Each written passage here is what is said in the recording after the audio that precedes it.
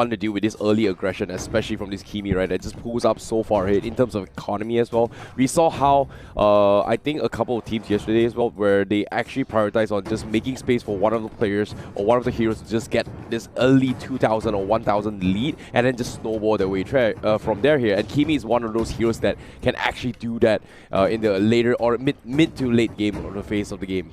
Yeah, and overall, I think I haven't seen it just yet. I haven't seen that, you know, that huge X factor within a lot of these games. It's been off for quite some time now. Yeah. We haven't seen something too flashy. X-Borg being the next ban here. I wouldn't be too surprised if they decide to ban out, you know, another priority pick, either whether maybe it could be the Harith, could be the Esmeralda, but then that kind of tells you where the team is pushing themselves towards to, but no big linchpin bans. Yeah, I think it's going to be standard bans here just for the first game, right? Considering it's the best of 3, usually the first game is where you test the waters, right? Not many teams actually played against Candy Comeback as well, and I wouldn't be surprised to see just a casual Kaja ban here, where you see a lot of teams tend to struggle against a Kaja pick here. Even yesterday's game, I think it was RRQ going up against what did it call again?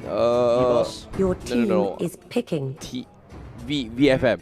Okay. VFM. You know, the Kaja was a factor as well, I believe.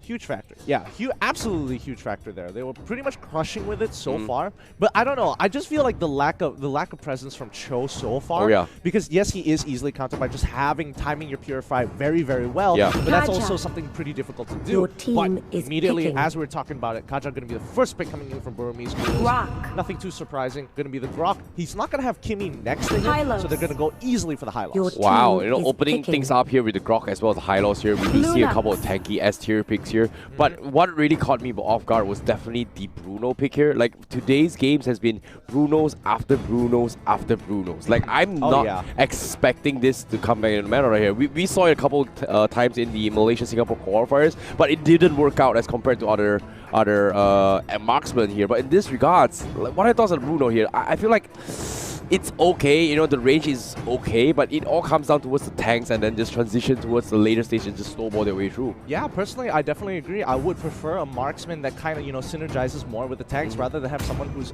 sole objective is to kind of peel them off. And they could go for their marksman. It looks like they're going to go for the Jawhead instead. We're not sure whether he's going to be into, you know, the support role or the fighter role, but it's more looking towards the support role.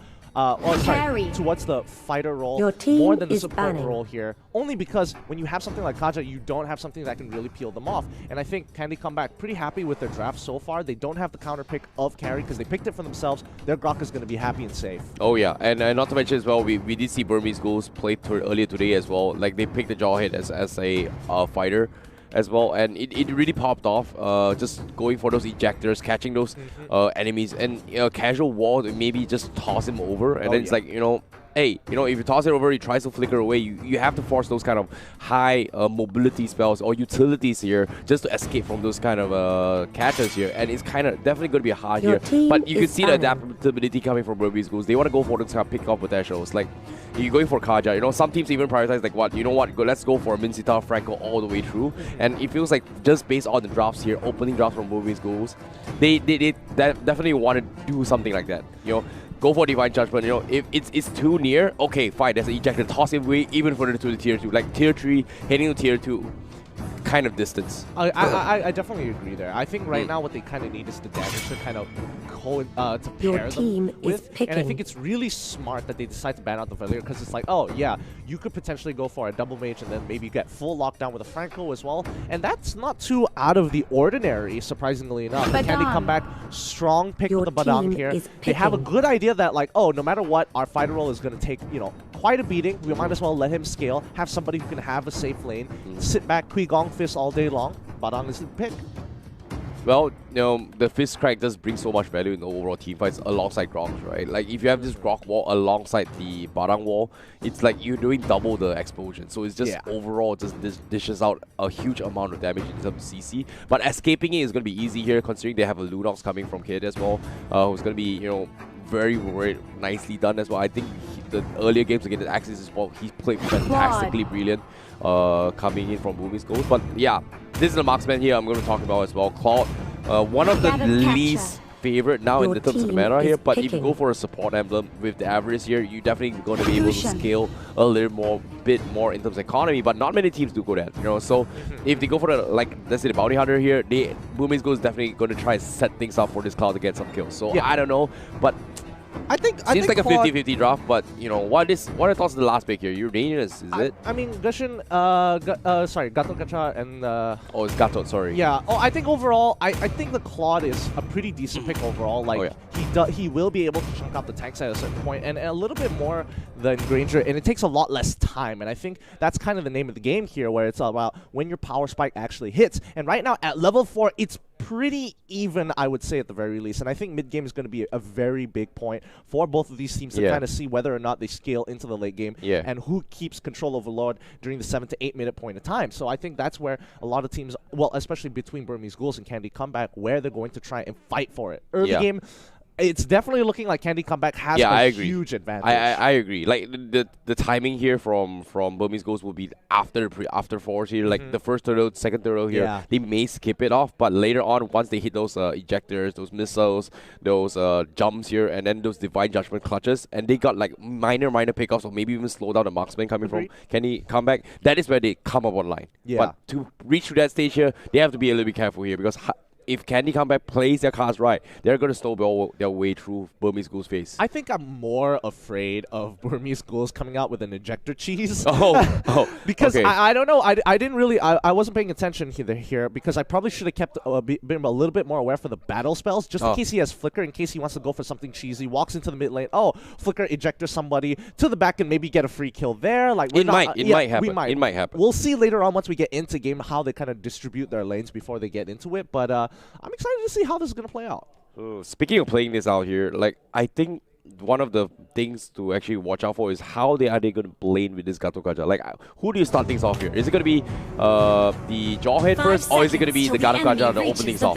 That's something I want to see from BURMESE Ghoulls, because that is going to be the question marks coming from Candy Comeback. Like, who do we deal with first? Do we deal with the Jawhead, or do we deal with Gato Gacha? Or do we focus on Kaja? Who do you focus on? Well, personally, I feel like Jawhead is probably going to get a little bit more support from the rest of the team, because he can set up fights easily. He walks in purposely, starts off with the smart missiles, ejector someone backwards, and then hopefully catch somebody off. And immediately you can see that Candy Comeback is just like, yeah, we're going to punish your top side. We know that we have the better level 1. We're just going to take everything from top side from you. BURMESE Ghouls, good response. Not going to be as fast, and this might cost them. Oh wow, very quick rotations here. They come in for the buff as well. Here comes the wall as well. They catch 3. Everyone just come their way through here. And BURMESE Ghoulls, they somehow survive. They come on top with the first blood here. Lunox, Kid, 0-0 just doing so much work here. And they will get another one as well. Nice decision here as well. Conan, you made a mistake. Stuck at the wall. And now they just lose 2. Not all. They lost 4. BURMESE Ghoulls, they come up on top. How? Oh boy. They prioritized the wrong targets. Just watch the replay. As you can see, everyone is kind of stuck in there. And then they realize, like, oh, wait, shoot. We don't exactly have everybody there at the right time. And most of them got chunked out a little too fast before it even began. And Candy Comeback losing a lot of members there. They should have been a little bit more. They should have been a little bit more aware. Yeah, I would have expected the Revitalize to come down a little bit sooner. That should have gone down as soon as the moment the fight started. Yeah, not to mention as well, they baited out the arrival on the Grok as well, just coming from the tier 1s to rush in their way. Yes. But what was really early was that BURMESE Ghoulls, they already had 4 men stacked up rather early, right? Candy Comeback, they had 3 men. They were fighting 3v4 for a period about a good solid 5 to 6 seconds, which gave them this disadvantage in terms of losing the health, which was a little bit unfortunate though. But oh, here's on. Gushin here goes in for the swipe here. Unfortunately, doesn't connect here because right now the darkness is here. He gets 2 kills, 0-0-1. Oh, 1 more. Almost getting the double kill there. Yeah, Candy Comeback still holding on a little bit harder than they should here. And I think the Gato is actually being pretty useful because Ice has been finding some great catches with the taunts, and they kind of switch supports now. They see that they need Claude to kind of rotate a little bit more, so Kaja comes to help them out. Norse taking quite a bit of damage here. The Darkening is coming out. Easy Master of Thievery for the bottom side. Claude gets a free kill for himself. Top side, they continue to push and contest for Beetle. Ice gets the initial. Oh, almost there. Just a little off. Well, Ice here. Just, no, that's going to be my brother from another mother right there. He's doing fantastic work. Unfortunately to say here, A007, he's got 5 assists on the cloud, and he really needs those kills if you want to just rack up those kind of economy from inside the Bounty Hunter. However, can they come back? They've lost an early engagement here. Right now, they have to play this safe. How will they take this down? Because right now, the first turtle is going to be up for grabs from inside of Burmese Ghouls. Yeah, I think Burmese Ghouls is definitely going to get this. There's just no way Candy Comeback can even walk up to them because they're so underleveled. There's a lot of their members are underpowered, and the only person who actually can do something is Mr. Rest of the team goes in. Shadowblade's already landed the sword spike. Does he want to take it? He's hesitating. He doesn't want to do this. The Revitalize already comes in. High Loss negates a lot of the damage, but again, they still can't really contest for the turtle. Yes, it's very smart of them to actually back off. They understood that they were losing in terms of economy as well. Like, look at this. Their 4K deficit here in favor from Burmese Ghouls here. Now they're gonna go for the drive here. Wall charge is there, but the follow-up from Gushin instantly gets Divine Judgment. Gets taken down. Mega kill for Kid. 0-0-1. 4-0-3. Very convincing. And I think that should tell you, give you enough information on how weak they are at this point of time. They're just, a lot of their members, they don't have items to kind of protect themselves. Lunox barely got chunked out by a Grok, which is already a pretty big feat, especially when it's only 3 to 4 minutes into the game. Now, Conan, he's in a lot of trouble. He's already dodged and buying a lot of time, but the rest of his team needs to make something happen across the top side of the map because Conan can only do so much. Well, missed by Ice. He's going to try and make it out of there, but he's going to take too much damage. Easily goes down. Mid side, top side has an advantage, but still not going to be enough. Well, nothing much he could have done here. However, on the top side as well, Tom's getting picked off from side of Burmese Ghouls here. This Jawhead is going to be proven to be a huge factor from side of Candy Comeback, but a rival from North. Where is he going? They're heading down south here. North, you're all by yourself. Are you going to be able to defend this here? Wall charge missing, doesn't connect. Gets baited, maybe with the flicker. Here comes the Jawhead. Oh, the clutch ejector! BB and DV! Alright, that was clean. If he ejected it, he had to quick flicker that ejector, man, because there's no time to actually aim it. If he focused it towards his tower, he would have gotten the kill. There were no minions there to actually protect him. That would have been a sick kill. But still, that was a sick dodge as well. However, it's not over yet. Candy Comeback, they try to defend against, but North, the damage from Darkness, one more hit. Oh, okay, 0-0-1. Dodge it from the side, but now the Divine Judgment connects onto Conan, goes for the Aura, doesn't connect, can't do anything. Revitalize keeps him away, eventually goes down. Here comes the Gaton, Mister there will get taken down from the cloud as well. Burmese goes, they're keeping us out, but Ice is overextending, but no! Here comes Kid 0-0-1, double kill for him. He's looking for more, but they get 4 in the bag again. This is so worth it. Let's look at the replay one more time. Burmese Ghouls, they come in and they're realizing, oh, this fight is pretty much free. We can go in. We have the ultimates. And now here's where it gets a little bit interesting. You can see Kid, he already used the Darkening just now. He's waiting for the cooldown, waits for that moment, and pops it. As soon as he gets it, he does trade one of his members for the kill. But at this point, they're so far ahead that losing one member but gaining 4 is just so much more worth it in terms of just map control. They take tier 2 easily. Bottom tier 2 goes down as well, and now they're 8K ahead. Well, buy 1 free 4 is always worth it regardless of the situation, Gideon. But at the same time here, fantastic performance coming from Burmese Ghouls. You know, great decision coming from Kid 0-0-1. And the entire team here looks super solid. Ice with the supports as well. You saw how Gato was just going hammer in front and the front lines, right? Yeah. 2-0-8. How is it not dead yet? Yeah, I don't know. I think Gato right now, he's a very early mid-centric, mid-game centric hero, and he does a lot. Well, he does a decent amount, but I think overall it's just not looking too good for Candy Comeback here. Burmese Ghouls, their cloud just bought the Golden Staff. I'm assuming he already has the Demon Hunter sword, and ooh, Tom's easily getting locked down there. He doesn't have to revitalize to kind of protect himself, and I think if they buy a necklace of Durance, it's pretty much game over. Yeah, I definitely agree here, but despite not having a necklace Durance here, they are just dishing enough damage here. Here comes the taunt, connects onto Norse, and a casual darkening poke here coming from the Kid 0-0-1 just hurts a lot apparently, because right now this Lunox is 8-0-4 with the Mystery Shop talent as well. He's not just a huge lead of a gap here, but Divine Judgment to set things up. That's 9 kills for him. Will he get another? Unfortunately, gets stolen from Ace. And Burmese Ghouls My oh Yeah, my. I mean, this game was not going well the moment Burmese Ghouls got that huge lead. 4 kills down into the bot side of the map. Look at Claude, he's just chunking them out, but he disrespects Conan. Conan gets the initial trade back, but again, Lunox is just too big here. There's nothing they can do. Wow, Ace went in front of Rex lines, blazing to that, connects on 3. Unfortunately, like you said as well, disrespect.